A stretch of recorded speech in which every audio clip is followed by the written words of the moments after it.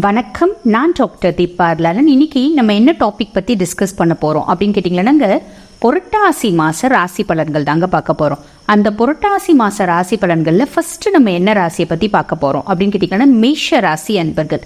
மேஷ ராசி அன்பர்கள் உங்களை பற்றி சொல்லணும் அப்படின்னாலே ஆளுமை ஜாஸ்தி இருக்க பர்சனாலிட்டிஸ், செவ்வாய் ஆதிக்கம் இருக்க ஒரு ராசி அப்படின்னு சொல்லணும். பொதுவாக பாருங்கள், ஒரு குடும்பத்தில் மேஷ ராசி அன்பர்கள் இருக்காங்க அப்படின்னா ரொம்பவே ஒரு லக்கியான விஷயங்க. எப்படி அப்படின்னா, வீட்டில் அவங்களோட உரிமைக்காக அவங்க எத்தனை பிரச்சனை என்ன பண்ணுவாங்க, ஏன் நீ எனக்கு அது வாங்கி தரல, ஏன் நீ எனக்கு இது வாங்கி தரல, அக்காவுக்கு செஞ்ச தங்கச்சிக்கு செஞ்ச எனக்கு செய்யலையே அப்படின்ற மாதிரி நின்று வம்படியாக சண்டை கூட போடுவாங்க. ஆனால் வெளியே இருந்து ஏதாவது ஒரு சின்ன பிரச்சனை வருது அப்படின்னா கூட முன்னாடி போய் நிற்பாங்க. அந்த அளவுக்கு ஒரு ப்ரொடெக்டர்ஸ் அப்படின்னு தான் சொல்லணும் இந்த மேஷராசி அன்பர்களை.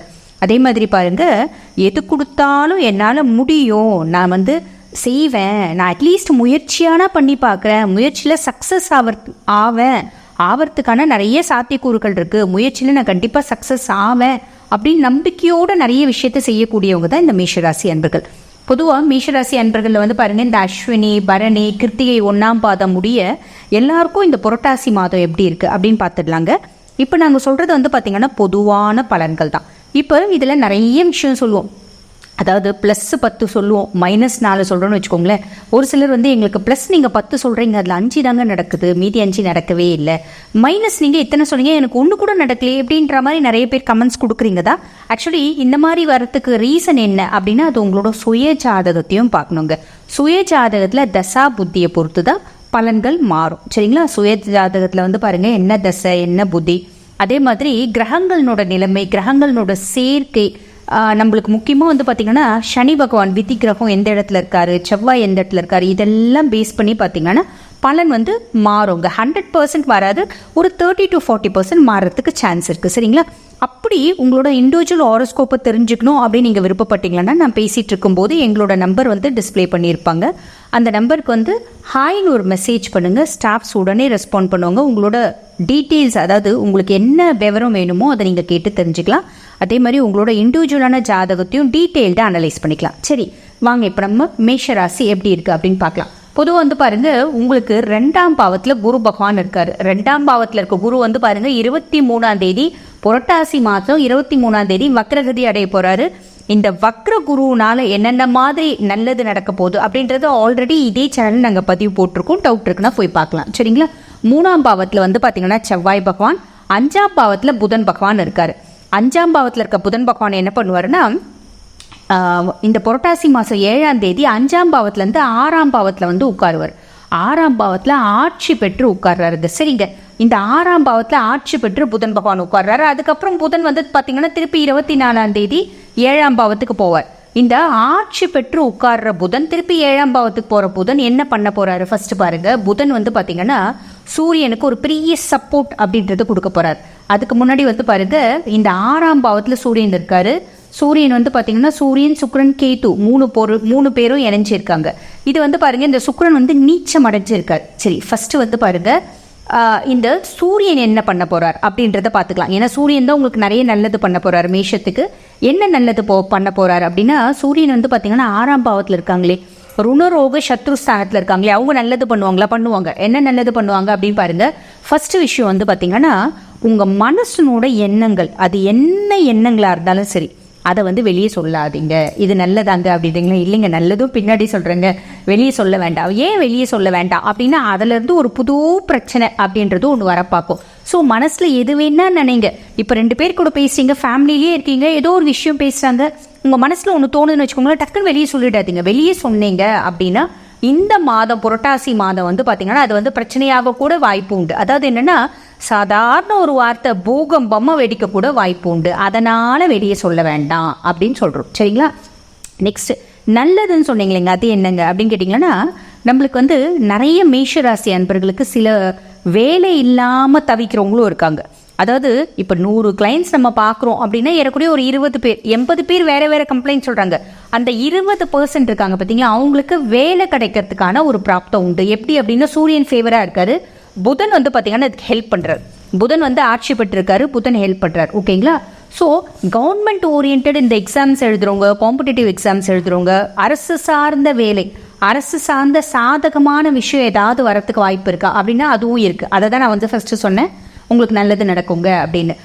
சரி, வேறு ஏதாவது ப்ராப்ளம் இருக்கா? ப்ராப்ளம் இருக்குது. வேறு ஏதாவது நல்லது இருக்கா அப்படின்னு கேட்டிங்கன்னா கடன் அப்படின்றது நிவர்த்தி ஆகும். காரணம் என்னென்னா, இந்த சூரிய பகவான் என்ன பண்ணுறாரு, ருணரோக சத்ரு ஸ்தானத்தில் 6ஆம் பாவத்தில் சுக்ரன் நிச்சயமாக இருக்காரு. கேது பாப்பரோட கன்ஜங்ஷன் ஆகுறாரு. 7ஆம் தேதி தான் வந்து பார்த்திங்கன்னா புதன் வந்து 5ஆம் பாவத்துலேருந்து திருப்பி 6ஆம் பாவத்துக்கு வரான், ஆட்சி பெற்று உட்காரான். ஸோ இந்த புதனும் சூரியனும் சேர்ந்து சில பல நல்லதுகள் செய்வாங்க. அதில் வந்து பார்த்திங்கன்னா இந்த கடன் நிவர்த்தி அப்படின்றது ஒரு நல்லது. இவங்க வந்து தீமையும் செய்வாங்க. சூரிய பகவான் வந்து பார்த்திங்கன்னா உங்களுக்கு கெட்டதும் செய்வார். பெருசாக இல்லை, சின்ன சின்ன விதத்தில் வந்து பார்த்திங்கன்னா இடையூறுகள் அப்படின்றது இருக்கும், இடைஞ்சல் அப்படின்றது இருக்கும். நம்ம எச்சரிக்கையாக இருக்க வேண்டிய விஷயம் அப்படின்றது இருக்கும். அது என்னென்ன விஷயத்தில் நம்ம எச்சரிக்கையாக இருக்கணும் அப்படின்னா, ஃபேவரானது சின்னதாக ஒரு 2-3 விஷயம் தான் நான் ஆல்ரெடி சொல்லிட்டேன். இப்போ எந்தெந்த விஷயத்தில் எச்சரிக்கையாக இருக்கணும் அப்படின்னா, லவ்வர்ஸ், காதலர்கள்.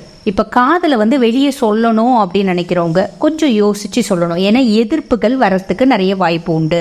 ரெண்டாவது வந்து பாருங்கள், உடல் ரீதியான காம்ப்ளிகேஷன்ஸ் வரும். உடல் ரீதியான காம்ப்ளிகேஷன்ஸ்லாம் என்ன வரும் அப்படின்னு கேட்டிங்கன்னா, உடல் உஷ்ண சம்பந்தப்பட்ட நோய்கள் வரும். யூரினரி ட்ராக்ட் இன்ஃபெக்ஷனு, சூட்டு கொப்பளம் வருது, அடிவயிறு வலி வருது, இந்த மாதிரி காம்ப்ளிகேஷன் வரும். ஏன்னா சூரியன் 6ஆம் பாவத்தில் இருக்கார், அதனால அது வரும். சரிங்களா? நெக்ஸ்ட் இன்னொரு இடைஞ்சல் வரும். அது என்ன அப்படின்னு கேட்டிங்கன்னா, தந்தை மகன் உறவு அப்படின்றது பாதிக்கப்படும். எந்த தந்தை மகனுக்குங்க நல்ல உறவு இருக்குது அப்படின்னு நீங்கள் கேட்குறது புரியுது. பட் இருந்தாலும் அந்த விரிசல் அப்படின்றது கொஞ்சம் பலமாக இருக்கும். அதனால் என்ன பண்ணுங்க, தேவையானா பேசுங்க, தேவையில்லாமல் அப்பா கூட உட்காந்து ரொம்ப நேரம் பேசுறது, ஆர்கியூ பண்ணுறது அப்படின்றது வேண்டாம். அப்பா மகன் மனக்கசப்பு ஏற்படுறதுக்கு வாய்ப்பு உண்டு. அதே மாதிரி வீட்டில் இருக்க லேடிஸ்க்கு வந்து பார்த்திங்கன்னா உடல் சார்ந்த தொந்தரவு வரத்துக்கு வாய்ப்பு உண்டு. அதே மாதிரி குழந்தைங்களுக்கு மருத்துவ செலவு வரத்துக்கு வாய்ப்பு உண்டு. நீங்கள் நல்ல விஷயம்னு ஒன்று தாங்க சொன்னீங்க, மீதி எல்லாம் நெகட்டிவாக தான் சொன்னீங்க.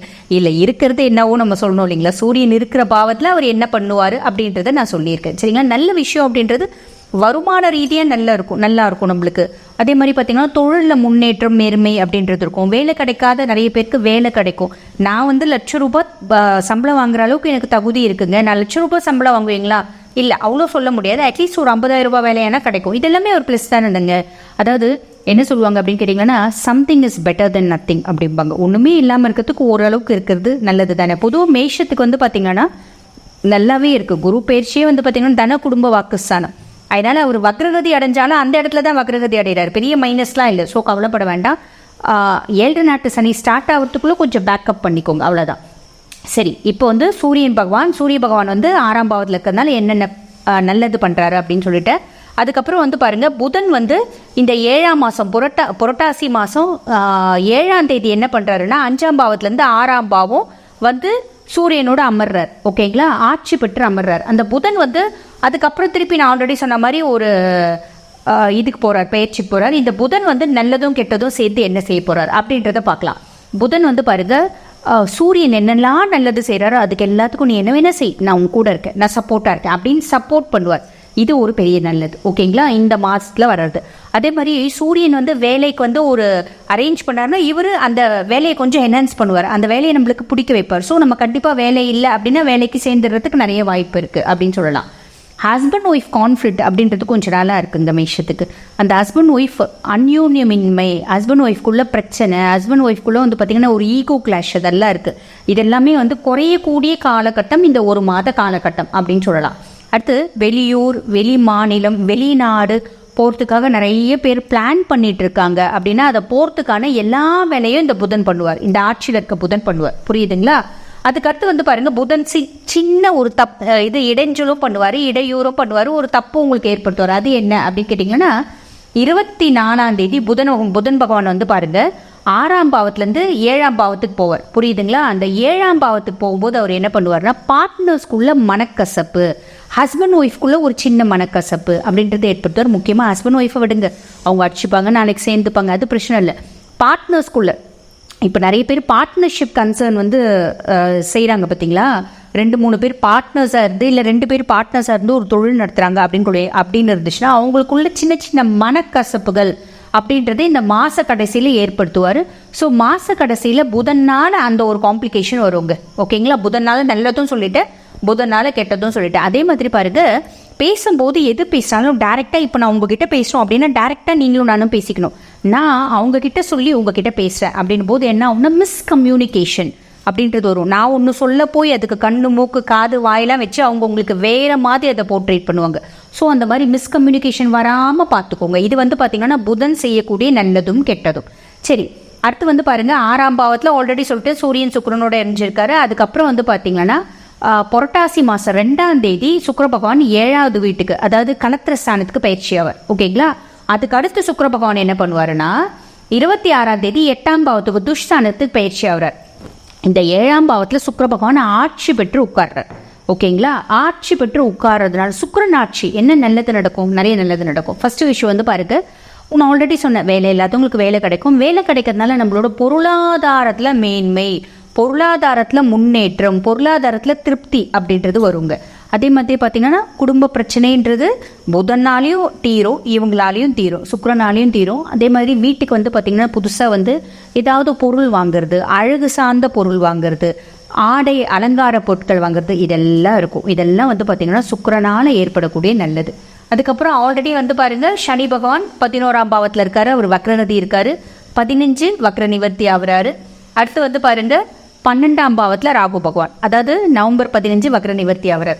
ஸோ ஆன் தி ஹோல் வந்து பார்த்தீங்கன்னா மேஷராசி அன்பர்கள் உங்களுக்கு இந்த புரட்டாசி மாதம் எப்படி இருக்குது அப்படின்னா, நான் சின்ன சின்ன நெகட்டிவ்ஸ் சொன்னேன்.